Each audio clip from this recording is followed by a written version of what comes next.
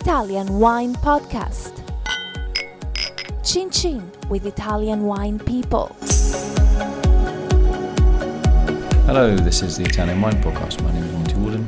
My guest today is Matteo Santoiemma, who works as general manager for Ognissole. Ognissole is a winery in Puglia. Whereabouts in Puglia are you? Yeah, Puglia is... And where is Puglia? Where is Puglia? Yeah, my father-in-law's from Puglia. Where's Puglia? Yeah, Puglia is in South Italy. Mm-hmm. It's on the east coast, right? Adriatic coast? Mm-hmm. Yeah, and Adriatic and Ionian, we have both. So in the seasides are two. It's really long. It's 500 kilometers deep, 800 kilometers coast. But there is also an inland in Puglia, so where we are. Which is called?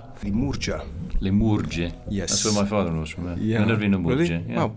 I don't believe. I promise you, yeah. It's 15 kilometers far from us. Yeah. So what do you call it, the tavoliere, the table? Why does it have that name, that particular part of Puglia? Yeah, it's a particular part between the center north of Puglia, really flat. It's a young soil.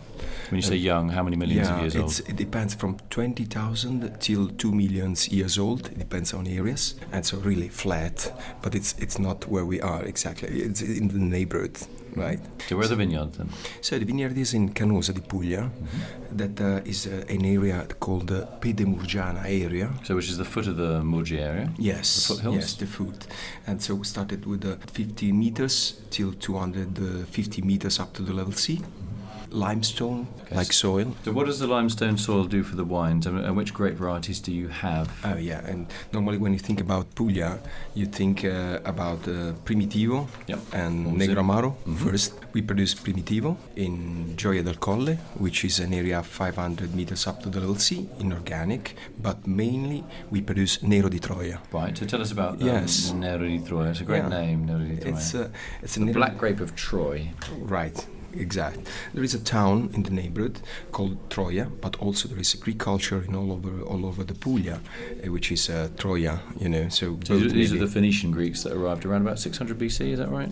Yeah, about from 1000 depends. And Canosa was very well known in Greek and Latin culture, for example. So our town, which is Canosa di Puglia, was very well known for vasi vinari. What does that mean? Production and transfer in vasi, in amphore, of the wines. All over the world you find vasi vinari from Canosa in London, and you search and you find it. So basically the wine in the ancient period was stored and transported in these vases, and obviously when a ship sank or the wine was sold to another country, the vase remained and maybe got buried, but was then excavated by an archaeologist, so we know how these wines travel, when they travelled and where they were travelling to, right? So it's a really historic wine, yeah? Yeah. So you said you're organic. Yeah. Are you certified organic? Yeah, it's a... Because you work with Luca D'Atomo. If anybody that doesn't know, he's a Tuscan-based enologist, but he's biodynamic, but he's a scientist, so he's not like one of these people with his head up in the clouds. He's a very rational chap. So the fact that you're working with Luca, I would imagine you're working biodynamically and doing it properly, because he does it properly. Some people don't do biodynamics properly, but he really does. Is that right? Right. So what does that bring to the wine then, this biodynamic, weirdy-beardy stuff? Yeah, it's first of all, biodynamic, as you know, because I search, it's an agricultural practice, first of all. And so we have to think about a lot of patience and attention in vineyard, first of all, and respect about the whole entire environment. So we are really happy about the fact that in our neighborhood there is an environment that helps us in do what we do. So is all your vines in one place then, or not? Yeah.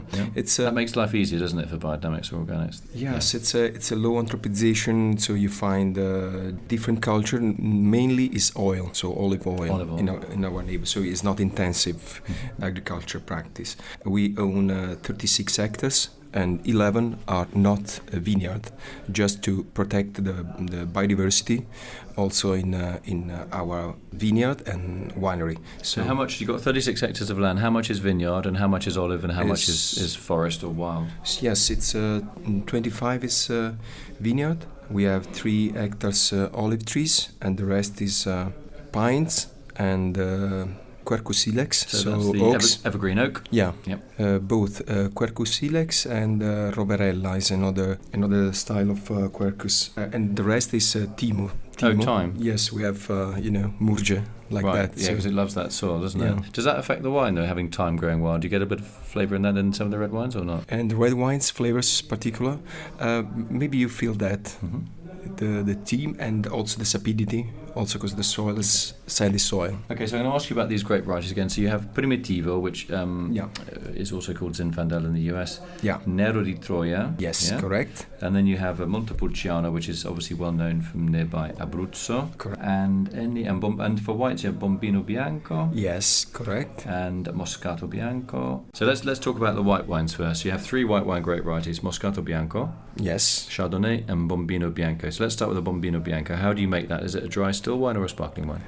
Still. And Typical flavours? typical flavors. The nose is Mediterranean vegetables, so even salvia, rosmarino, So just that's a little bit. sage and rosemary.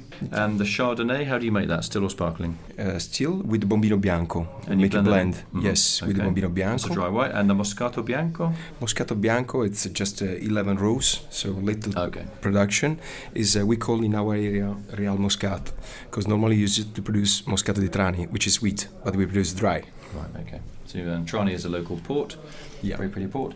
And so for the reds, you make a Gioia di Colli Primitivo, which is obviously a red. We are not yet ready. We are producing. 2017 is the first vintage. Okay, and the Montepulciano, do you, for that red wine variety, do you make that as 100% varietal, or do you blend that with a bit of Primitivo as well? We Montepulciano, we have it with the Nero di Troia, because normally Nero di Troia is high acidity, very good tannins, so the Montepulciano helps in balancing in the new vintages. That for us means 3 years before anyway. So, and that wine is called, the blend is called Brecciato. Is that Brecciato, right? that's So what does that was. Brecciato mean?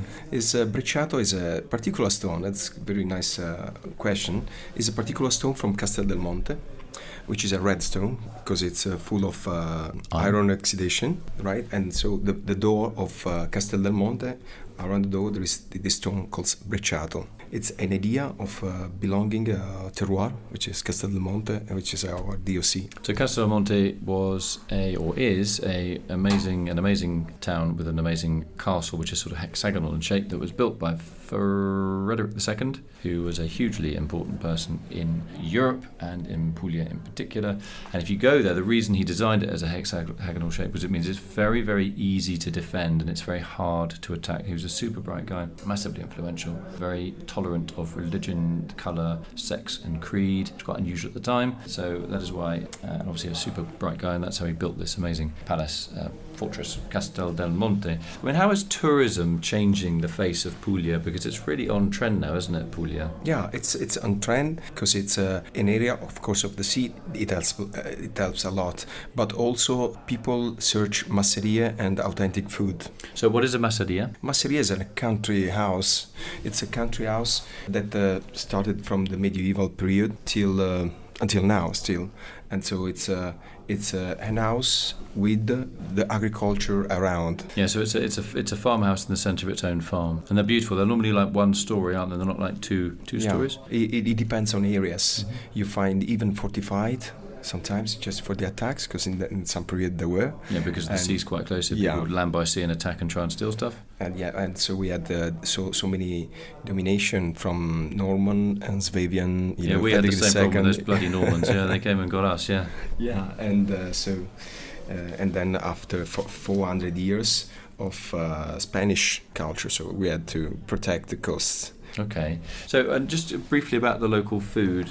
Puglia has some of the best food in Italy, I think. Particularly the bread has a very lovely bread made of Durham wheat, grano duro, which is sort of a yellowy coloured bread, absolutely beautiful, full of flavour. And just driving around Puglia, I mean, in some respects, it's like almost like a land that time forgot. And the countryside changes incredibly. You have these iron-rich soils, these very dark red almost soils. Yeah. When you get down to it, and then you have the white soils, like the limestone soils. Then you have the inland area of Puglia, which is kind of it's like another world, isn't it? It's sort of like Mars, but with valleys where some of the grain is grown. It's a place to discover, isn't it? Yeah, it's a place to discover because it's very different. You know, 500 kilometers deep is a lot with so many cultures. So in Salento, you want your own identity. So that's the southern part, the very hot part, isn't it? Yes, the peninsula. Right. Which is the peninsula, in the peninsula, Italian peninsula. Yeah. So that's the home of Negro Amaro. Yeah, variety. you find the Negro Amaro variety in main Salento, and in the area of Manduria you find the Primitivo, as you find it in Gioia del Colle, which is in the heart of Puglia. Mm-hmm. And after that there is Castel del Monte area, let's say, which is the center of Puglia, the Murge area, the hill, the highest part we have. And the north there is the Gargano and the Daunia, which is the horn we have in Puglia, right? Mm-hmm. Which is another particular area. And every one of these areas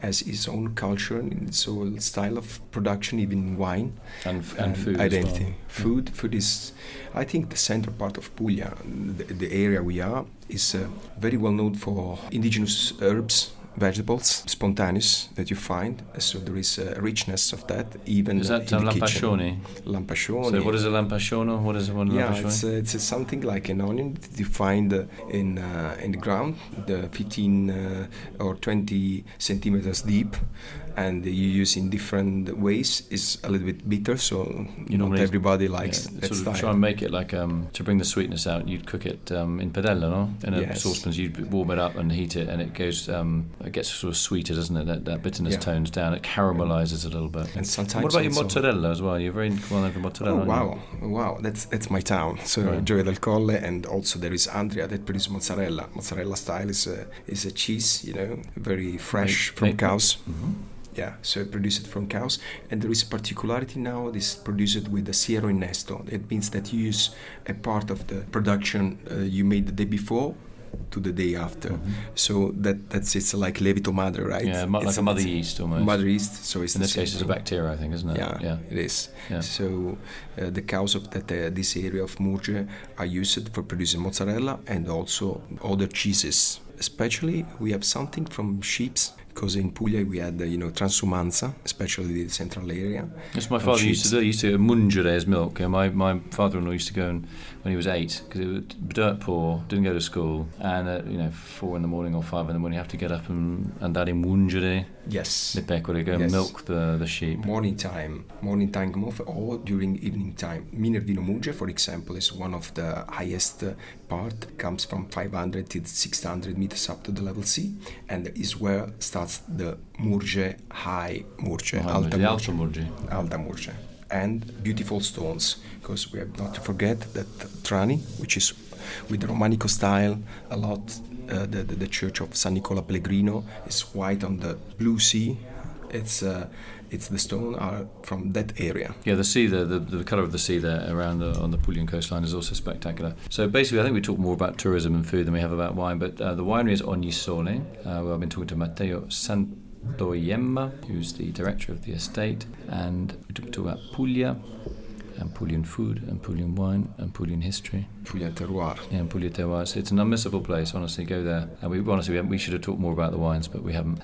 We just got really a bit sidetracked by the beauty of Puglia. So hopefully everybody listening enjoyed that. And if you don't believe us, go to Puglia. You can fly to Bari, you can go down to Salento, you can go to Manduria, you can go to the Murge, you can get lost in the forest, you can get lost in the pastures. It's a fantastic place. Thanks for coming.